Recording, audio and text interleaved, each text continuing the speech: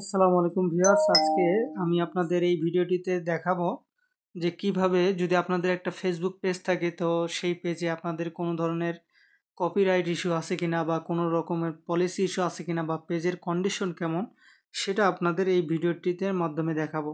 তো প্রথমেই আপনাকে যেটা করতে হবে সেটা আপনাদের মোবাইলের যে ফেসবুক অফিসিয়াল অ্যাপটি আছে সেখানে ট্যাপ করবেন।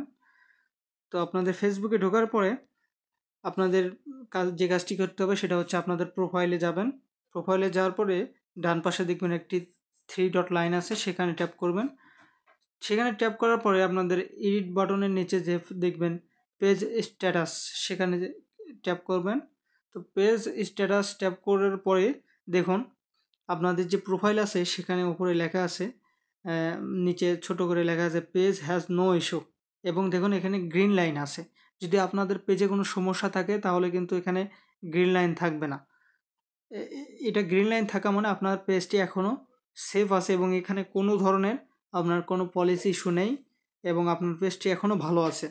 তো তারপর আপনারা দেখেন এখানে কমিউনিটি স্ট্যান্ডার্ডস ভায়োলেশন, দেখুন এখানে তার লেখা আছে নিচে যে good news, no violations show to show. তো এর মানে বোঝা যাচ্ছে যে আপনার পেজটিতে কোনো ধরনের কপিরাইট বা পলিসি ইস্যু নেই এবং আপনার পেজটি এখন পর্যন্ত ভালো আছে। তো এভাবে আপনারা মোটামুটি চেক করতে পারবেন যে আপনাদের পেজের কন্ডিশন কি এখন ভালো কি মন্দ। তো আজকের ভিডিও এ পর্যন্তই, ভালো থাকবেন।